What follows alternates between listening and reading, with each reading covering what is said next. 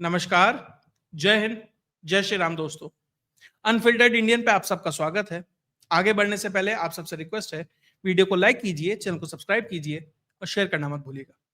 उपराष्ट्रपति जगदीप धनखड़ जी के इस्तीफे के बाद आज सुबह जब मैंने वीडियो की तो उसी में मैंने इशारा कर दिया था कि जो राष्ट्रपति उपराष्ट्रपति का जो इस्तीफा हुआ है वो सामान्य स्थिति में नहीं है।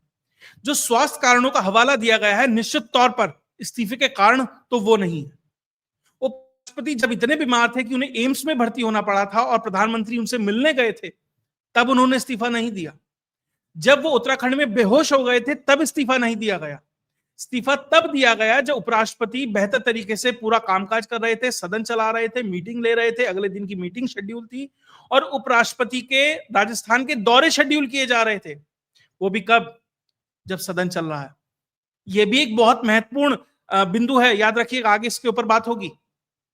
जब इतना सब कुछ हो रहा था और वो एक तरीके से स्वस्थ रहे थे अपेक्षाकृत रूप में, तब जाकर उनका इस्तीफा होता। हमने इस सदन में देखा है कि लोग जो ग्लूकोज की बोतल है वो लेकर आते हैं अपने दायित्व का निर्वाह करने के लिए।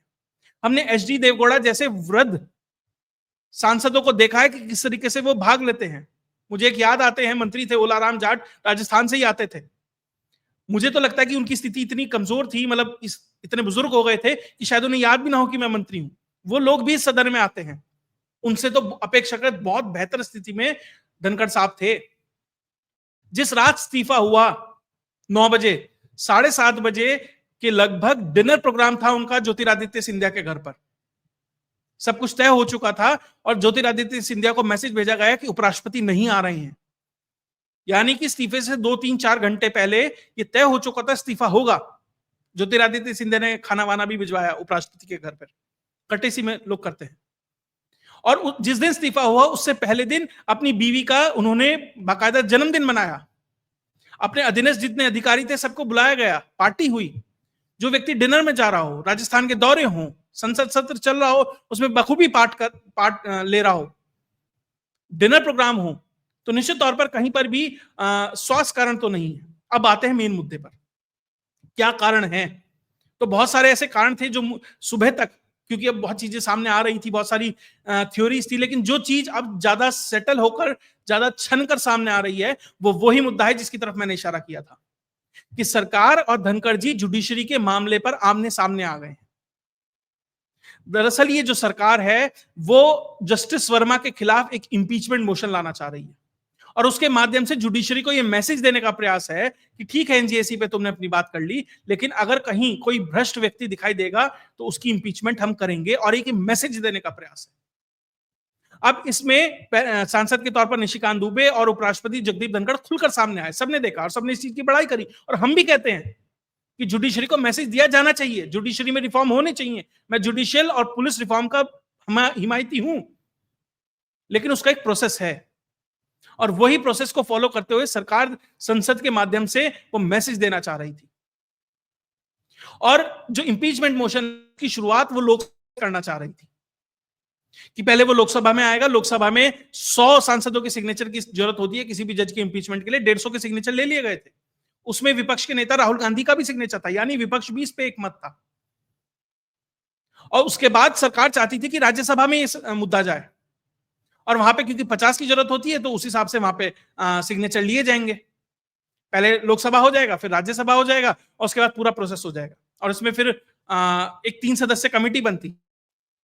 उस 3 सदस्य कमेटी में सुप्रीम कोर्ट का जज होता है, हाई कोर्ट का, किसी हाई कोर्ट का चीफ जस्टिस होता है और एक एमिनेंट ज्यूरिस्ट होता है।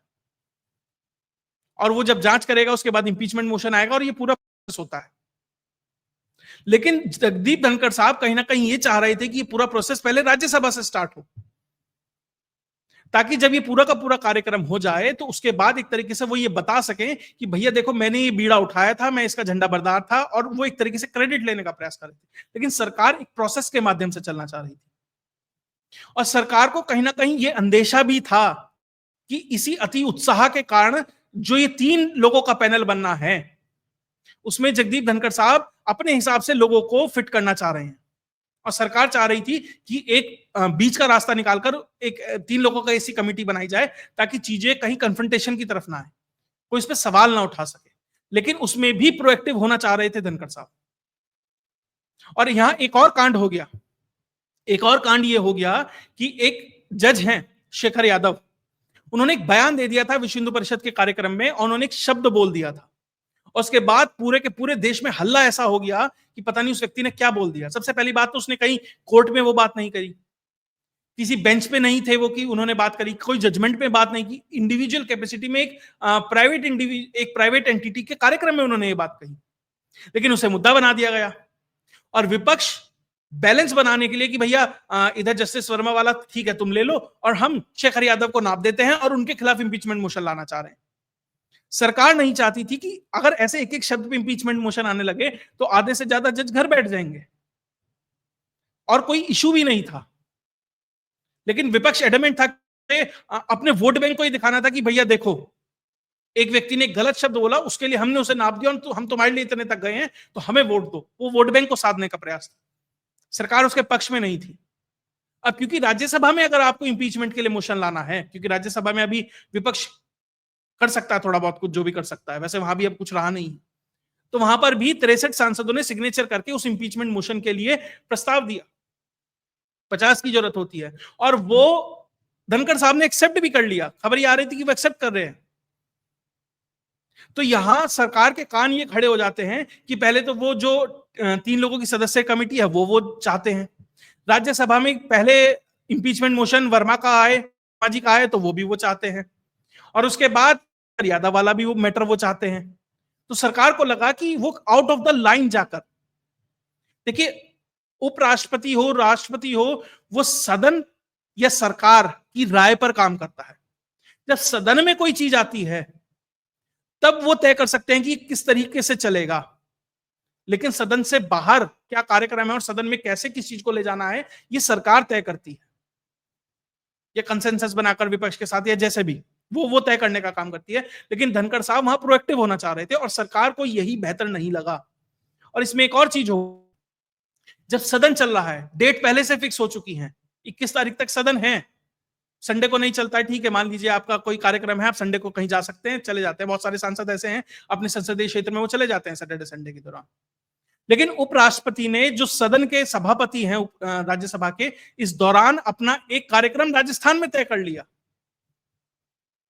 और वो किस दिन तय किया? वो उस दिन तय किया जिस दिन सरकार के मुखिया जी यानी प्रधानमंत्री इस देश में नहीं है, वो इंग्लैंड के और मालदीव्स के दौरे पर है। अब सरकार को वहां पर भी कान खड़े हुए कि कहीं कुछ ऐसा तो नहीं है कि राजस्थान की धरती से बोल दिया जाए जिससे सरकार असहज हो जाए। सदन से लेकर सड़क तक और राजस्थान तक हर कोई चौकन्ना था कि दरअसल ये क्या हो रहा है। और एक और चीज का ध्यान रखिएगा, जब धनखड़ साहब बीमार हुए थे, एम्स में भर्ती हुए थे, तो उन्होंने जब ट्वीट किया, जब उसके बाद वो आए, उन्होंने जानकारी दी, तो उन्होंने क्या कहा कि मैं अस्वस्थ था, मैं भर्ती था, मुझे सोनिया गांधी और ममता बनर्जी रोज फोन करके पूछते थे कि आपका स्वास्थ्य। वो अलग बात है, प्रधानमंत्री उनसे मिलने भी गए थे। तो चीजें कहां से चल रही हैं और कहां तक पहुंच गई हैं, आप ये समझिए। तो सरकार जुडिशरी के माध्यम से जिस तरीके जुडिशरी के मैटर पर जिस तरीके से धनखड़ साहब कहीं ना कहीं सरकार से थोड़े से असहज दिख रहे थे। अब या तो हो सकता है भैया गाड़ी वाला मैटर हो, उनके दिमाग में कहीं घुस गया, उन्हें लगा हो कि नहीं अब मुझे कुछ करना है, या कोई और कारण, बहुत सारे कारण हो सकते हैं।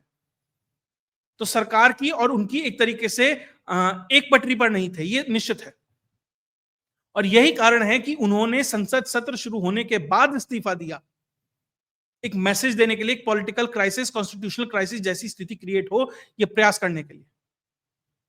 और उसके बाद जब फेयरवेल स्पीच के लिए उन्हें बुलाया गया, तो फेयरवेल स्पीच भी नहीं, मना कर दिया, नहीं आऊंगा। और उसके बाद जो प्रधानमंत्री का जो ट्वीट आता है वो भी लगभग ऐसा है, ठीक है, okay, good bye, thanks for your service type, मतलब फॉर्मेलिटी है। देखिए, एक व्यक्ति से कन्फ्रंटेशन हुआ, चीजें ठीक है, मैनेज भी हो जाएंगी, नया उपराष्ट्रपति आ जाएंगे, हरिवंश जी है जो उपसभापति है, वो आज राष्ट्रपति जी से भी उनकी मुलाकात हुई, ये सब चीजें हैं। लेकिन यहां दिक्कत यह है कि सरकार के जो ये पूरा मैटर हुआ है, इसके बाद सरकार के लिए जो असहज स्थिति क्रिएट हो गई है वो, और उसके ऊपर जो सरकार का कम्युनिकेशन गैप है वो कितना खतरनाक है। अब आप ये देखिएगा कि जो पूरा विपक्ष है, अब तक तो जगदीप धनखड़ जी को संघी बता रहा था, अब उन्हें जाट बताएगा। और सरकार का जो हिंदुत्व का नैरेटिव है उसमें जातियों को जिस तरीके से इस्तेमाल विपक्ष कर रहा है, अब इस चीज को भी इस्तेमाल किया जाएगा। राजस्थान, हरियाणा, पश्चिम उत्तर प्रदेश, दिल्ली, ये वो रीजन है, वो बेल्ट है, खासकर दिल्ली के चारों तरफ का बेल्ट है, जहां पर ये अब मैसेज घर घर तक पहुंचाने का प्रयास है कि देखो ये सरकार जाट के खिलाफ है। और सरकार, मैं निश्चित तौर पर कह रहा हूं, असहज स्थिति इसलिए होगी कि कम्युनिकेशन गैप इतना बुरा है कि सरकार ये समझ नहीं बता पाएगी कि भैया एक इंडिविजुअल वर्सेस सरकार, जगदीप धनखड़ वर्सेस भारतीय जनता पार्टी है, जो भी है, जैसा भी है वो है। वर्सेस तो नहीं कहूंगा, हाँ कह सकते हैं कि एक साथ नहीं चल पाए, एक विजन के साथ नहीं चल पाए, एक लाइन पर नहीं चल पाए। लेकिन अब जिस तरीके से जातीय एंगल दिया जाएगा वो सरकार के लिए बहुत अच्छा नहीं है, और सरकार उसे मैनेज कर पाएगी इस पे मुझे बहुत शक है। क्योंकि जो आईटी सेल है, जो जिस तरीके से लोग हैं ग्राउंड पे कम्युनिकेट करने वाले जो लोग हैं, उस तरीके से काम नहीं कर रहे। इसलिए ये ना ही सिर्फ संसद के अंदर एक क्राइसिस है, अब उपराष्ट्रपति आपको चुनना है, उसके नाम पर चर्चा हो रही है, बहुत सारी बैठकें हो रही है दिल्ली के अंदर, क्योंकि प्रधानमंत्री को निकलना है एक ऑलरेडी डिफाइंड कार्यक्रम पे कल, तो उससे पहले बहुत कुछ तय करने का प्रयास होगा, या कम से कम कुछ ऐसा होगा कि देखो इन 2 दिन में तो कुछ नहीं होगा, या फिर उसके बाद होगा, लेकिन सरकार कुछ ना कुछ करने का प्रयास होगी। अब समीकरण बिहार के भी साधे जाएंगे, अब वो लगेगा अब उपराष्ट्रपति ही बनाना है क्योंकि जगह खाली है, तो क्या बिहार, उत्तर प्रदेश, आने वाला चुनाव उत्तर प्रदेश का है, बंगाल का है, बहुत सारे ऐसी जगह है, तो शायद उनको साथ कर कुछ किया जाए, या कोई ऐसा समीकरण जैसे मान लो पहले SC ST वाला, SC ST को राष्ट्रपति बनाया गया, उससे पहले कोविंद साहब थे, इस तरीके से कोई मैनेज करने का प्रयास किया जाएगा, जो भी होगा, जो भी समीकरण निकलेगा। लेकिन सरकार को पहले जो ये क्राइसिस है इसे समेटना है, इसके बाद का जो कम्युनिकेशन गैप की वजह से जो मैसेज जाना है उसे समेटना है, और अपनी बात को कम्युनिकेट करना है बेहतर तरीके से कि दरअसल सरकार का पक्ष क्या है। उसके बाद जनता तय करे कि धनखड़ साहब सही थे कि सरकार सही थी। लेकिन कम्युनिकेशन के तौर पर आपको अपनी बात रखनी पड़ेगी, बतानी पड़ेगी। हो सकता है सोर्सेस के माध्यम से हो, लीक करवा दी जाए खबरें, बहुत चीजें हैं, सरकार के पास 100 तरीके होते हैं, लेकिन अपना पक्ष रखना पड़ेगा। उसके बाद तो जनता तय कर ही लेगी कि धनखड़ साहब सही थे, सरकार सही थी, या दोनों अपनी जगह सही थे।